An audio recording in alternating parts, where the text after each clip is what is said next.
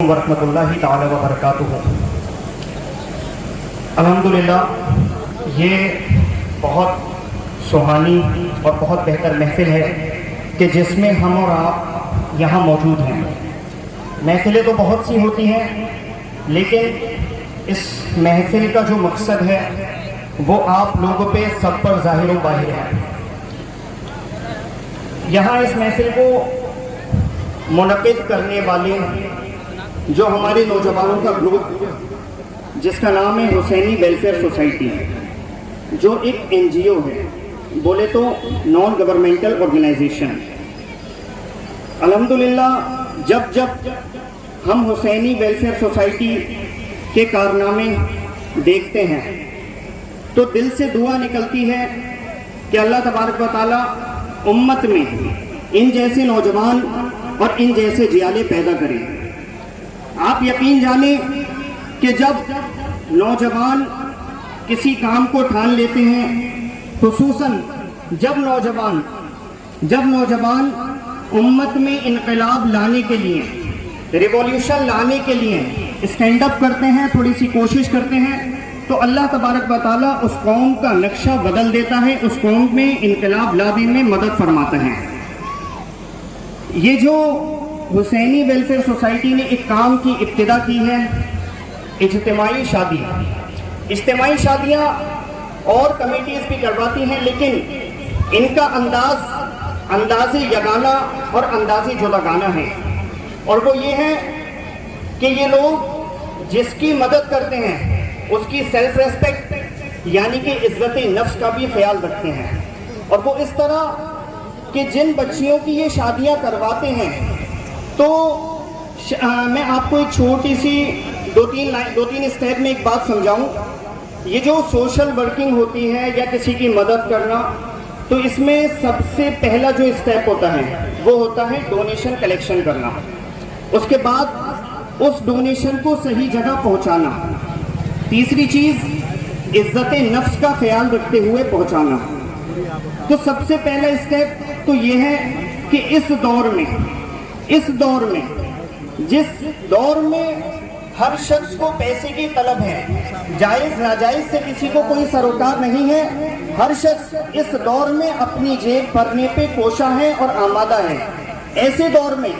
یہ کمیٹی اور جو لوگ اس کمیٹی کو ڈونیشن اور سپورٹ کرتے ہیں، وہ لوگ امت کے لیے اپنے پیسے کو خرچ کرتے ہیں۔ سب سے بڑی کامیابی کا پہلا اسٹیپ یہ ہے۔ دوسرا اسٹیپ یہ ہے کہ یہ لوگ تحقیق اور تفتیش کے لیے یعنی کہ انویسٹیگیشن کے لیے ان گھروں پہ وزٹ کرتے ہیں جہاں سے ان لوگوں کے پاس کوئی نہ کوئی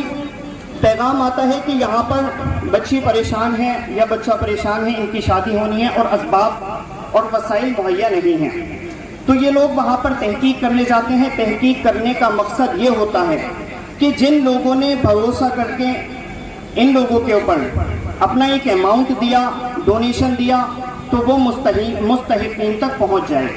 یعنی جو بھی اس کے حقدار ہیں ان تک پہنچ جائے۔ تیسری چیز، جب یہ دو اسٹیپ کمپلیٹ ہو گئے، اولاً ڈونیشن ان لوگوں نے لے لیا،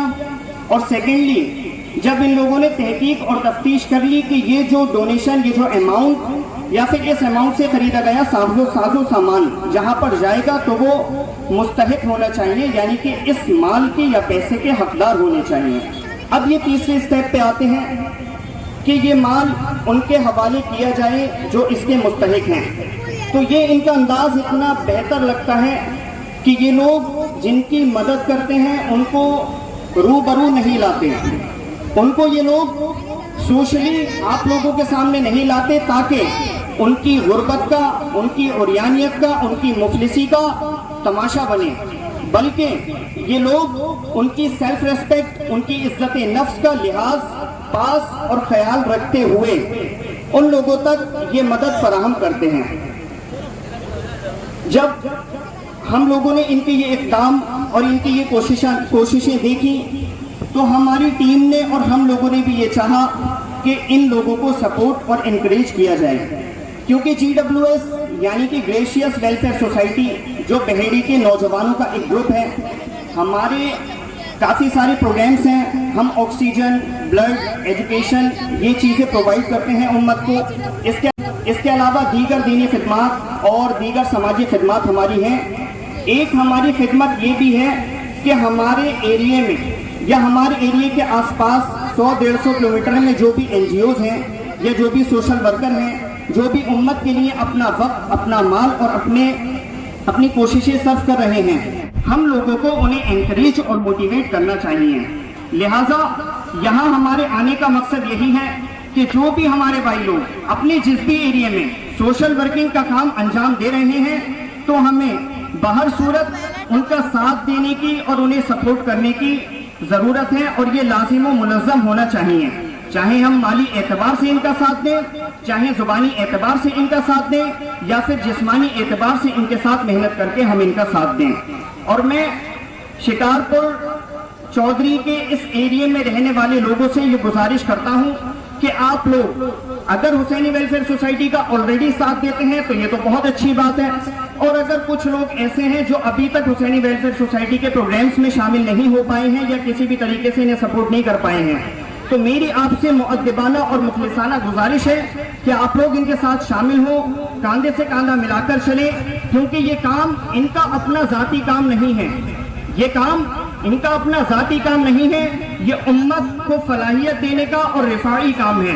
تو اس میں ہم سب کی حصے داری زیادہ سے زیادہ ہونی چاہیے اور ہم سب کو زیادہ سے زیادہ انہیں سپورٹ کرنا چاہیے. اور اگر بال اتفاق ان لوگوں کے کسی پروگرام سے, کسی ایونٹ سے, کسی اقدام سے آپ کو کوئی اشکال ہو, کوئی آپ کے ذہن میں کوئی کنفیوژن ہو